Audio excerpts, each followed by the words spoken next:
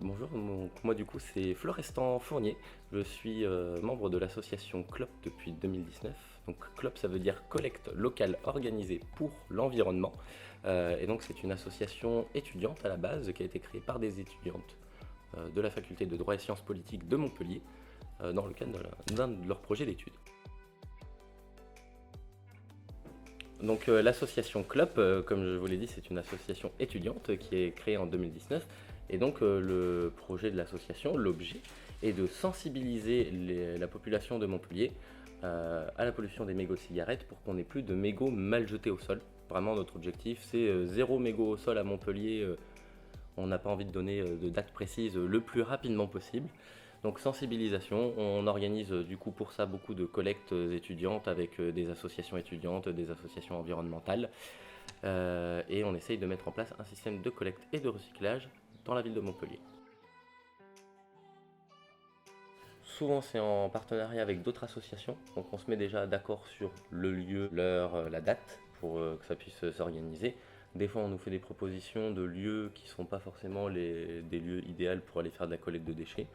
Nous on se permet de donner notre avis sur quels sont les lieux où ça peut être plus intéressant de faire ça. Donc on planifie le lieu, le moment, et on commence à faire de la communication sur les réseaux sociaux en disant bah voilà, le lieu du rendez-vous, essayer d'inviter un maximum de bénévoles à nous rejoindre.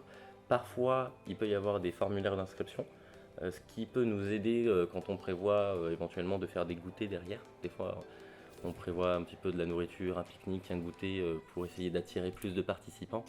Mais quand c'est comme ça, bah, il faut qu'on ait une idée du nombre précis de participants. Donc il peut y avoir des formulaires ou pas, tout dépend de l'ampleur du projet que ça prend. Et donc quand les personnes nous retrouvent, nous on a notre drapeau avec la bâche pour un petit peu signaler notre présence. Les gens arrivent, on leur distribue les gants, les sacs en toile de jute, les petits seaux pour récupérer les mégots. Et nous on est là avec plusieurs gros conteneurs qui nous servent à récupérer les mégots. On parle beaucoup de mégots, mais on fait de la collecte de déchets en général. Parce que quand on passe à côté d'un déchet, on ne va pas le laisser comme ça dans la nature. On le récupère. Les mégots, c'est 40% des déchets qu'on retrouve sur les plages de la mer Méditerranée. Mais ça fait quand même 60% d'autres déchets qu'on a aussi à récupérer et qu'il faut trier, qu'il faut bien jeter correctement. Donc voilà. Et avant de partir sur ces collectes, on fait un petit temps de sensibilisation à nos participants, on les débrief, pourquoi un mégot de cigarette est si polluant, pourquoi votre action est aussi pertinente aujourd'hui, avec un temps de débrief à la fin, quelle est la quantité de déchets qu'on a ramassé, quelle est la quantité de mégots qu'on a ramassé, en remerciant aussi tous les participants. Ça c'est nos fûts de 30 litres dans lesquels on met les mégots de cigarettes qu'on collecte. Et que jusqu'à présent on envoyait directement à l'usine, mais on est passé avec notre nouveau partenaire qui fait de la valorisation énergétique, avec ces fûts-là à envoyer à l'usine, que maintenant je ne suis même plus en capacité de soulever parce que celui-ci il est rempli.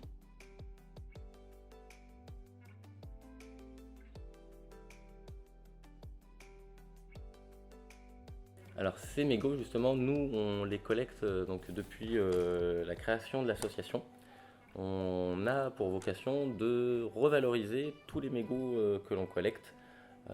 La valorisation peut passer soit par une valorisation matière, donc là du coup c'est du recyclage des mégots de cigarettes, soit une valorisation énergétique. On avait fait le choix au début dans l'association de faire du recyclage matière, donc d'envoyer les mégots de cigarettes qu'on collectait à l'une des 3 entreprises qui existent en France qui recyclent les mégots de cigarettes en plastique, parce que du coup un mégot de cigarette c'est de l'acétate de cellulose, c'est un plastique biosourcé mais non biodégradable. Et donc une fois qu'on dépollue un petit peu la fibre du mégot de cigarette, on obtient une fibre de plastique qui, si elle est thermocompressée, on peut faire des tables, des bancs, des chaises avec donc du matériel clairement mobilier urbain avec le plastique recyclé. La deuxième solution est faire de la valorisation énergétique, et c'est ce qu'on fait aujourd'hui parce que c'est la solution la plus locale qui s'offre à nous. On croit en le potentiel du recyclage matière, mais vu qu'aujourd'hui il n'y a que 3 usines en France pour pouvoir le faire, qui sont situées à Bordeaux, Brest et l'autre dans les Hauts-de-France dont je n'ai pas le nom de la ville, ça fait quand même très loin pour Montpellier. Donc pour faire de l'économie locale, on a décidé de faire de la valorisation aujourd'hui. Voilà. Mais sans exclure les possibilités pour le recyclage qui est une solution d'avenir, à notre sens.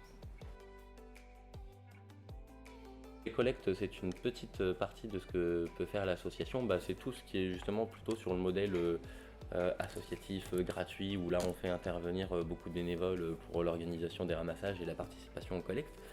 Mais on a aussi toute une partie qui va être la sensibilisation dans les lycées, dans les universités, dans les entreprises qui vont faire appel à nous, où là du coup on marche plus sur de la prestation de services parce que c'est des demandes qui nous sont adressées directement pour qu'on aille intervenir chez eux, qui demandent de mobiliser du matériel, des moyens humains.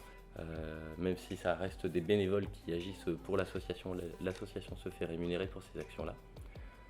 Et on agit beaucoup avec du coup la municipalité, la métropole de Montpellier, pour faire installer du mobilier urbain en centre-ville, donc à comprendre des cendriers qui sont fixes en ville. Donc il y a les cendriers sondage, on peut avoir des cendriers plus classiques, des cendriers muraux, des cendriers sur pied, mettre à disposition du grand public tout le matériel nécessaire pour qu'ils ne jettent plus leurs mégots au sol et qu'ils le jettent correctement dans des cendriers. Et du coup, tout ça est aussi lié à des actions de sensibilisation qu'on fait pour parler des projets qu'on fait avec la métropole, de la pertinence de ces projets, de pourquoi on les fait. Donc ça, on vient faire pas mal de sensibilisation en ville aussi. Puis on peut faire des tags sur les bouches d'égout, enfin pas sur les bouches d'égout, mais à côté des bouches d'égout pour dire ici commence la mer ou le Lèze, pour parler plus directement montpelliérain. Ne rien jeter s'il vous plaît. On a déjà installé en ville des petits panneaux. Attendez, ça. Des petits panneaux, ceci n'est pas un cendrier, inspiré du peintre Magritte. Il y a un tableau connu où il y a une pipe dessinée, avec écrit ceci n'est pas une pipe juste en dessous. Et du coup, pour faire référence à ça, on s'est dit tiens, on va faire ceci n'est pas un cendrier et le faire installer là où il y a des arbres qui sont pris pour des cendriers assaillis de mégots de cigarettes.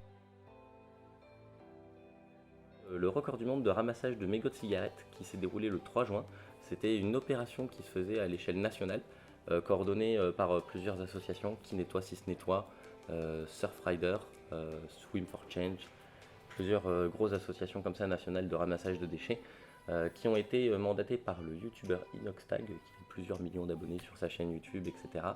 Et donc il y a un ramassage qui s'est fait en simultané dans 11 villes de France. Et avec tous les participants de ces 11 villes, on a atteint le million de mégots ramassés en l'espace d'une matinée. Et c'était une opération qui a été assez médiatisée et qui a fait participer beaucoup de personnes, dont des personnes qui potentiellement ne seraient jamais venues sans l'appui de ces influenceurs et de ces youtubeurs qui ont lancé un petit peu l'opération. Donc c'était très intéressant.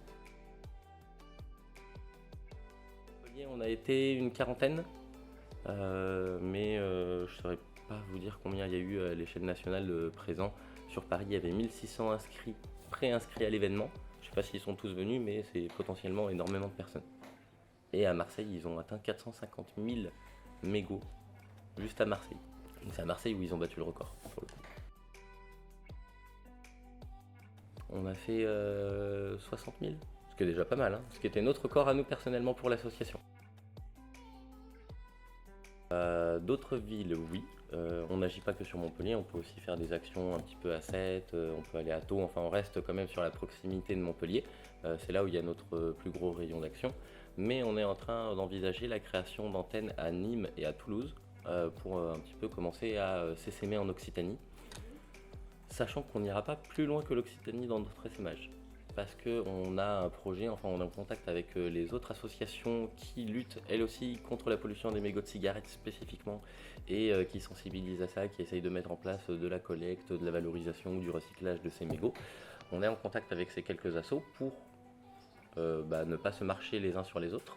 On est dans un modèle économie sociale et solidaire, économie locale, modèle associatif, donc on n'est pas là pour se marcher les uns les autres sur les pieds, mais plutôt essayer de collaborer pour monter tous ensemble un modèle.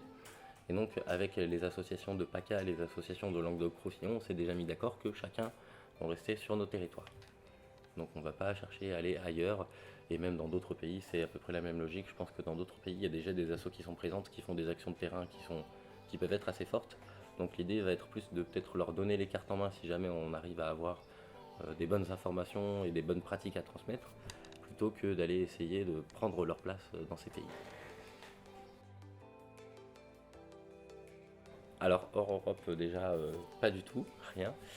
Et alors on n'est pas en contact direct avec ces associations-là, mais sur les réseaux sociaux, je fais un travail de veille de temps en temps pour surveiller toutes les associations qui peuvent avoir à peu près la même vocation que nous. Quelles sont les actions, les modes d'action qu'elles mettent en place, quelles sont les stratégies qu'elles utilisent, quelles sont leurs nouveautés, quelles sont leurs actualités. Il y a pas mal de choses intéressantes, d'informations qui peuvent être prises grâce à cette veille sur les réseaux sociaux. Donc je connais une association belge qui s'occupe aussi spécifiquement des mégots de cigarettes, une association suisse, mais pas d'autres. Italien, allemand, anglais, non, j'ai pas. Espagnol non plus. Juste une mise en contact, mais par contre on a un projet qui va arriver potentiellement. Je ne peux pas en être sûr encore à 100% à l'heure actuelle, mais probablement que Erasmus+, l'organisme Erasmus+, va nous délivrer des subventions pour qu'on organise 2 séminaires dans un futur plus ou moins proche. Un séminaire des assos anti-mégots de France pour déposer un plaidoyer auprès du ministère de la Transition écologique. Et après un autre séminaire des assos anti-mégots européennes pour déposer un plaidoyer ce coup-ci auprès de la Commission européenne. Voilà. Donc pour l'instant on n'a pas les contacts, mais on va être obligé à un moment et très rapidement de faire ces prises de contact avec les associations des autres pays européens. Alors le séminaire des assos françaises se ferait jusqu'à la fin de l'année 2023 et le séminaire européen ce serait sur le premier semestre de 2024. Je vais vous donner plutôt 2 accomplissements importants pour l'association qui sont dans des registres un petit peu différents. Donc le premier que je vais vous citer, c'est l'acceptation du premier dossier d'appel à projet qu'on a déposé auprès de la métropole et que la métropole a accepté. Donc c'était en 2021 qu'on a déposé le projet pour les projets en 2022 et ça avait été une première annonce de subvention pour l'association qui cherche à agir directement et concrètement dans la ville de Montpellier. Donc c'était un premier bel accomplissement qui a donné suite, qui a donné lieu par la suite à d'autres bonnes nouvelles et d'autres beaux projets. Mais c'était une belle ouverture et c'était un projet de l'association depuis quelques années. Donc cette annonce en 2021 a été très belle pour nous. Ensuite, un autre projet qui a pu se faire, donc ça c'est plus un petit peu personnel. J'ai eu le plaisir en 2021 de faire une intervention sur Twitch en direct avec Cœur de Gamer et Greenpeace en présence de Zerator, AlphaCast et toute la bande de streamers de Montpellier que je suivais personnellement et donc du coup ça avait été un plaisir d'aller faire cette intervention avec leur présence. Alors déjà, je vais répondre premièrement une grosse difficulté qu'a rencontré l'association au fur et à mesure de son histoire, enfin au cours de son histoire. Ça a été la pandémie de Covid, malheureusement, on a été beaucoup à être affectés par ça. Et donc l'association, elle était toute jeune à ce moment-là, on avait à peine plus d'1 an de création au moment où la première annonce de confinement a été faite. On allait fêter nos 1 an même. Et on avait quelques étudiants qui commençaient à rentrer dans l'association, s'investir, on pouvait faire des ramassages, des marches pour le climat. Il y avait une bonne dynamique qui était présente dans l'association. Mais le confinement a tout cassé. Et quand ça a repris au moment de la rentrée scolaire de 2020-2021, il y a vraiment eu une perte de dynamisme qui s'est bien ressentie et qui a été assez lourde. Enfin, on a réussi à rebondir, mais ça a été une période un petit peu difficile. Moi, personnellement, maintenant, dans l'association, des difficultés que je peux avoir... Laisse-moi réfléchir. Là, actuellement, trop de travail pour moi tout seul. Il faudrait qu'on arrive à recruter des vraies personnes, mais on n'a déjà pas encore ouvert le premier poste en salariat qui est censé être le mien bientôt. Donc on n'est pas encore en mesure de vraiment recruter des équipes permanentes, si je puis dire, qui ne sont pas que des bénévoles qui peuvent s'investir de temps en temps sur des projets. Alors le prochain rendez-vous pour une collecte qu'on a, ça va être un ramassage sur les plages de la Grande Motte avec une autre association, la DITEP, du coup le 11 juillet.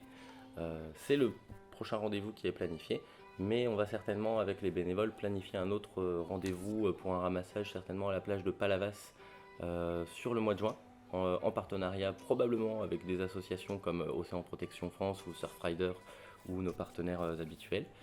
On va aussi au mois de juillet organiser un ramassage en canoë-kayak. Pareil, je n'ai pas encore des dates précises à vous transmettre.